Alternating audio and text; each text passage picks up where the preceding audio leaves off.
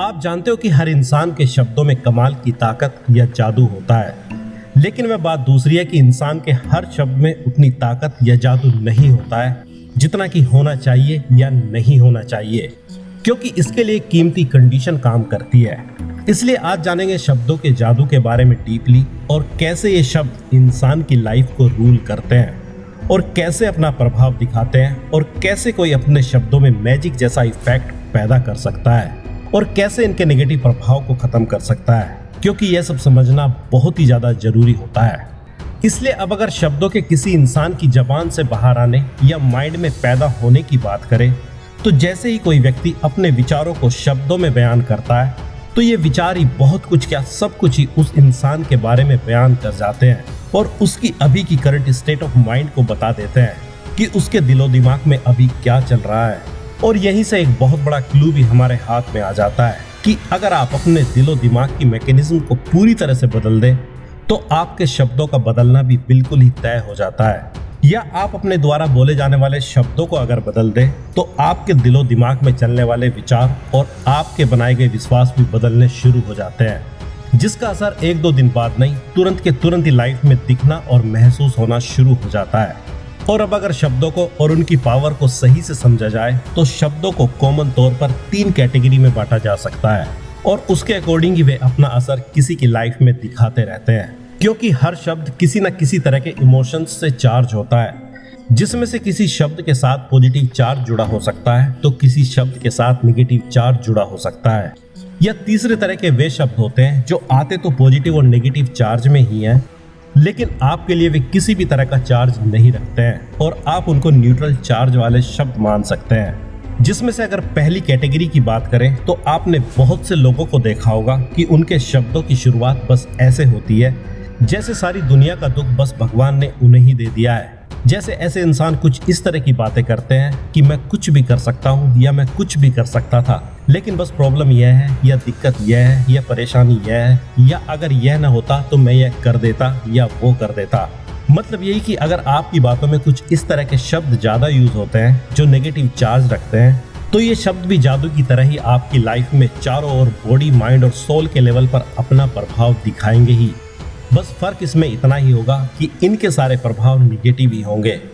और आपको उसी नेगेटिव स्थिति में तब तक बनाकर ही रखेंगे जब तक कि आप इन शब्दों को बोलना छोड़ ही नहीं देते हो। माना कि हमें लग सकता है कि ये सारे शब्द तो बिना कुछ ज्यादा सोचे समझे ही हमारी जबान पर आ जाते हैं और इसके लिए हमने कुछ ज्यादा सोच विचार किया भी नहीं होता है, लेकिन अगर आप सूक्ष्म लेवल पर अपने माइंड और इमोशंस को एग्जामिन करेंगे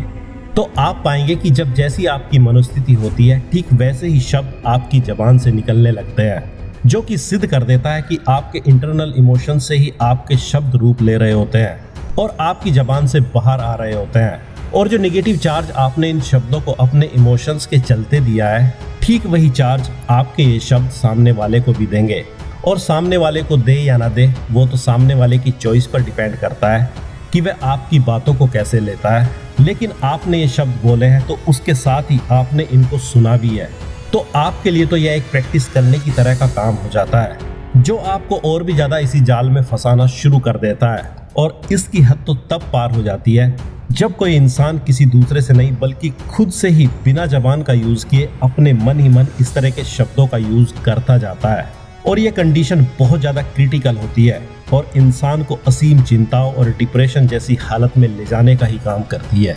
और अब अगर दूसरे और सबसे कीमती शब्दों की बात करें तो जिन शब्दों के साथ पॉजिटिव इमोशंस और इन पॉजिटिव इमोशंस के साथ जुड़ा पॉजिटिव चार्ज होता है, तो जब इंसान इन शब्दों को यूज करता है तो इसके भी बड़े भारी परिणाम इंसान को अपनी लाइफ में देखने को मिलते हैं, जिनका असर बहुत ही ज्यादा पॉजिटिव होता है। तभी आपने देखा होगा कि जब भी आप किसी मोटिवेशनल स्पीकर को सुनते हैं तो आपको लगता है कि बस मजा आ गया और बस अब जिंदगी में कुछ करके दिखाना है, और एक ही सेकंड में आप घोर निराशा और डिप्रेशन जैसी स्थिति से भी बाहर आ जाते हैं। जबकि आपको जानकर हैरानी होगी कि नेगेटिव शब्दों और पॉजिटिव शब्दों को ब्रेन यादों की तरह से अलग अलग ही स्टोर करके रखता है और जिस तरह के शब्दों को आप यूज करने लगते हैं वैसे ही और भी ज्यादा सेम पॉजिटिव चार्ज या नेगेटिव चार्ज रखने वाले शब्दों को आप खुद से और दूसरों से बोलने लगते हो। इसलिए अब यहाँ पर चॉइस आपकी ही होती है कि आप किस तरह के शब्दों को खुद से और दूसरों से बोलना चाहते हैं,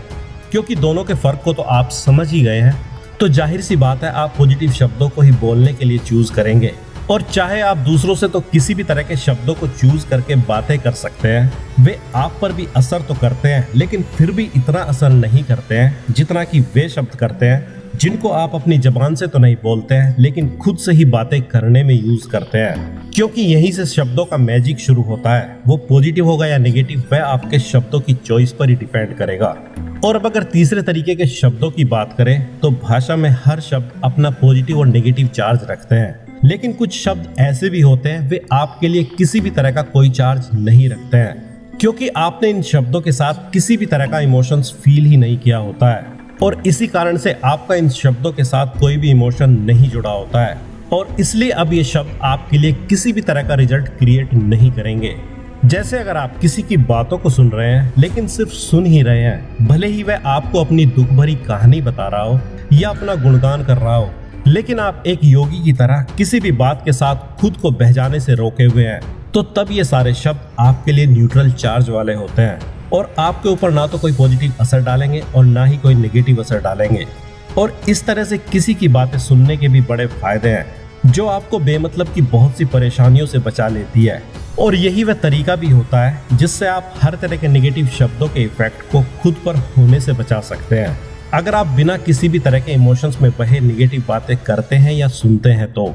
इसलिए अब अगर इन सब बातों को समराइज किया जाए तो आपको सबसे ज्यादा उन्हीं शब्दों को खुद से और दूसरों से बोलने के लिए चूज करना चाहिए जो आपको पॉजिटिव चार्ज देते हो। तभी आप सही मायने में अपने शब्दों में एक तरह का मैजिकल इफेक्ट पैदा करने में कामयाब रहेंगे, और इसके प्रभाव तो आपको शब्दों को चूज करते ही फील होने शुरू हो जाएंगे। और अगर आप जाने अनजाने ही आज तक नेगेटिव इमोशंस या नेगेटिव चार्ज वाले शब्दों को यूज करते आए हैं, तो अगर आपका मन इनसे भर गया हो तो आप इनको पॉजिटिव शब्दों से रिप्लेस करके देख सकते हैं, जिसका असर आपको भी कुछ ही दिनों में लाइफ के हर लेवल पर दिखना शुरू हो जाएगा। तो अब आपको क्या करना है आप समझ ही गए होंगे।